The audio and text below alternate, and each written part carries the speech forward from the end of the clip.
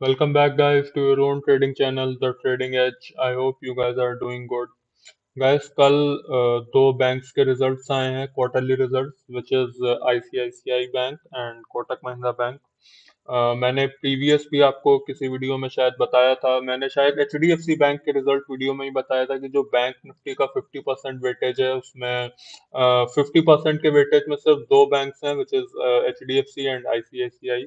सो ICICI के results बहुत matter करते हैं हमारे बैंक निफ्टी के मोमेंटम के लिए। तो इस वीडियो में हम रिजल्ट्स भी डिस्कस कर लेंगे और निफ्टी बैंक निफ्टी का एनालिसिस भी देख लेंगे कि कैसा क्या मूवमेंट रहने वाला है मंडे के लिए। मैं वीडियो गाइस कल भी पोस्ट कर सकता था क्योंकि कल ही रिजल्ट्स आउट हुए थे, लेकिन कल पोस्ट करने का मतलब है कि भाई अगर मैंने निफ्टी बैंक निफ्टी का एनालिसिस पोस्ट किया, कुछ लोगों ने देखा, तो वो शायद मंडे तक भूल जाएं कि भाई मैंने क्या सैटरडे को देखा था। तो I guess best time Sunday ही है पोस्ट करने का वीडियो।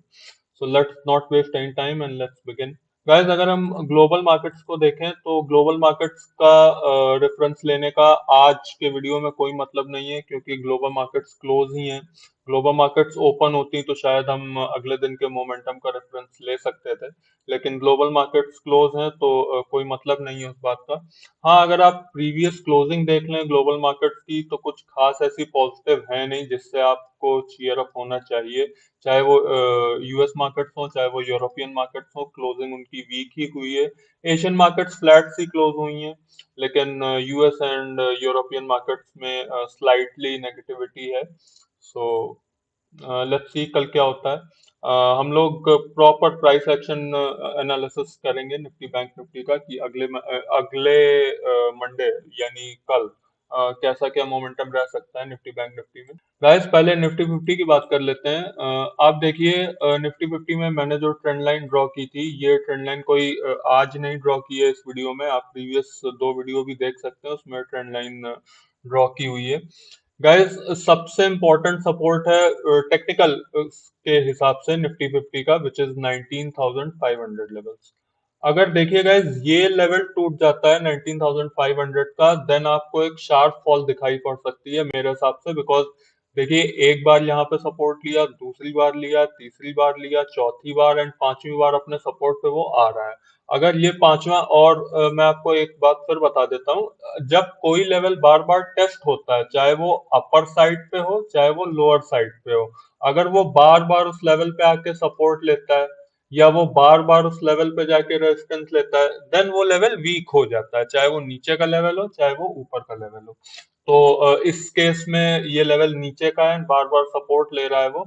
अगर 19,500 पे मार्केट आके रिवर्स कर जाता है तब तो वेल एंड गुड, लेकिन अगर नहीं रिवर्स करता है then 19,500 is a crucial support and इस लेवल के ब्रेक के बाद आपको सीधा 19,200 के लेवल्स देखने को मिल जाएंगे। This is according to me, मैं गलत भी हो सकता हूँ, लेकिन अब तक मेरा 80-90% एनालिसिस ठीक ही होता है। सो 19,500 का लेवल बहुत इंपॉर्टेंट है गाइस, और अगर ये ब्रेक हो जाता है तो 19,200 के लेवल्स आपको देखने को मिल सकते हैं।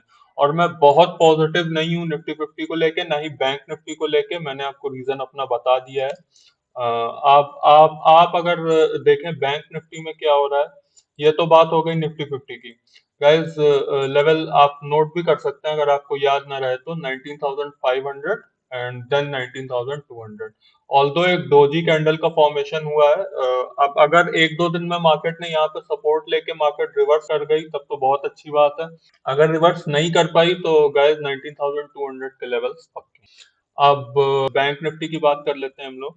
गाइस देखिए, बैंक निफ्टी में मैंने आपको फर्स्ट वीडियो में ही बताया था, जो मैंने first video bank Nifty analysis का पोस्ट किया था, कि 43,900 के लेवल्स बहुत इंपॉर्टेंट थे बैंक निफ्टी के लिए एज अ सपोर्ट, जो कि 43,900 के लेवल्स ब्रेक हो गए थे उसी दिन। मैंने जिस दिन वीडियो पोस्ट किया था उसके अगले दिन 43,900 के लेवल्स ब्रेक हो गए थे और उसने क्लोजिंग भी 43,900 के नीचे ही दी थी। अगला दिन मैंने जब वीडियो बनाया तब भी बैंक निफ्टी की क्लोजिंग 43,900 43,900 के नीचे ही थी। अब आप अगर देखें यहाँ पे तो आपको एक kind of head and shoulder pattern देखने को मिल रहा है, और ये head and shoulder pattern break भी हो गया है। एक नेगेटिविटी का साइन तो गाइस ये है, और एक साइन ये है कि वो अभी भी 43,900 के नीचे ही है बैंक निफ्टी। आप एग्जैक्ट पूछें तो 43,723 पे है, which is lower than 43,900। Guys आप अगर मुझसे पूछें कि मैं क्या एक्सपेक्ट करता हूं बैंक निफ्टी में, तो गाइस 43,000 तक के लेवल मैं एक्सपेक्ट करता हूं बैंक निफ्टी में, अगर बैंक निफ्टी ने 1 से 2 दिन में रिवर्सल ना दिया तो। अगर ना दिया तो ये लेवल मेरे हिसाब से गारंटीड है कि 43,000 तक की गिरावट देखने को मिल सकती है। इसके बाद क्या होगा आई डोंट नो, इसके बाद की जब मूवमेंट यहाँ तक हो जाएगा then we study it separately. लेकिन 43,000 तक के लेवल मेरे हिसाब से श्योर हैं, अगर बैंक निफ्टी ने कल या परसों की ओपनिंग में मार्केट ने रिवर्सल ना दिखाया। तो ये हो गई गाइस बात बैंक निफ्टी की। आप भी अपना एनालिसिस कीजिए, आप भी रोज चार्ट देखिए। अगर आपको ये सब नहीं आता है, आप रोज चार्ट देखेंगे, आपको एक दिन नहीं आएगा, 2 दिन नहीं आएगा, तीसरे दिन आपको बातें समझ में आने लगी। 43,000 भी वैसा ही लेवल है जैसा बैंक निफ्टी में 19,500 का लेवल है। और आप देखिए, अगर जो बात मैं पीछे आपको बता रहा था कि जो लेवल बार बार टेस्ट होता है वो लेवल वीक हो जाता है। ये देखिए, यहाँ पे एक बार टेस्ट हुआ, यहाँ टेस्ट हुआ, यहाँ हुआ, यहाँ हुआ, यहाँ हुआ, एंड अल्टीमेटली यहाँ पे वो टूट गया। सेम चीज निफ्टी फिफ्टी में भी हो रही है, which is 19,500, and bank Nifty में ऑलरेडी हो गई है, विच इज 43,900। तो ये लेवल्स याद कर लीजिए, निफ्टी फिफ्टी का लेवल नहीं टूटा एंड बैंक निफ्टी का टूट गया है। एंड 43,000 तक की गिरावट मैं एक्सपेक्ट कर रहा हूँ, बाकी क्या होता है कल पता चल जाएगा हम लोगों को। गाइस अब रिजल्ट्स की बात कर लेते हैं। रिजल्ट्स देखिए, कल दो ही रिजल्ट्स आए थे, which is ICICI bank and pardon me guys, Kotak Mahindra bank. तो आईसीआईसीआई से शुरू करते हैं कि क्या हुआ है आईसीआईसीआई के रिजल्ट्स में। गाइस आप अगर देखें तो देखिए, आईसीआईसीआई में क्या हुआ है कि रिजल्ट्स कंपनी ने अच्छे पोस्ट किए हैं, ऐसी बात नहीं है। जो मार्केट को एक्सपेक्टेड था वो ये एक्सपेक्टेड था कि 9,513 सीआर के प्रॉफिट कंपनी पोस्ट करेगी, एंड कंपनी ने मैसिव प्रॉफिट्स पोस्ट किए हैं सिर्फ एक क्वार्टर में, विच इज 10,261 सीआर के। तो आप अगर प्रॉफिट फ्रंट पे देखें तो परफॉर्मेंस बहुत अच्छा है, मार्केट को ये एक्सपेक्टेड था एंड कंपनी ने ये रिजल्ट पोस्ट किए हैं। आप अगर नेट इंटरेस्ट इनकम की बात करें तो वो प्रीवियस ईयर से 24% अप है। आप अगर ऑपरेटिंग प्रॉफिट्स की बात करें तो वो भी 22% लास्ट ईयर से अप। तो आप अगर परफॉर्मेंस की बात करें तो आईसीआईसीआई ने बहुत अच्छे रिजल्ट्स पोस्ट किए हैं। लेकिन क्या इससे आईसीआईसीआई बैंक अप मूव करेगा, this is a big question. तो गाइस मूवमेंट का ऐसा है कि आप अगर देखें, ये सर्कल्स मैंने किसी मतलब के लिए बनाए थे जो कि मैं आपको अभी बताऊंगा। आप देखें गाइस, प्रीवियस ईयर में जब इसी समय कंपनी ने रिजल्ट्स पोस्ट किए थे, आप ये देखिए, ई है, ई मतलब अर्निंग्स। तो कंपनी ने जब अपने रिजल्ट्स पोस्ट किए थे तब कंपनी 845 850 के आसपास ट्रेड कर रही थी यहाँ पे। आप देखिए, इस साल जब कंपनी ने रिजल्ट्स पोस्ट किए तो ऑलरेडी वो 930 लेवल्स पे आ गया है। 840 टू 930 की जर्नी वो ऑलरेडी दिखा चुका है स्टॉक, एंड कंपनी ने रिजल्ट्स अच्छे पोस्ट किए हैं। गाइस आप एक बात जान लीजिए कि अगर प्राइस स्टॉक का ऑलरेडी अप है एंड कंपनी ने रिजल्ट्स भी अच्छे पोस्ट किए हैं, देन उसकी अपसाइड की पॉसिबिलिटी बहुत कम रह जाती है।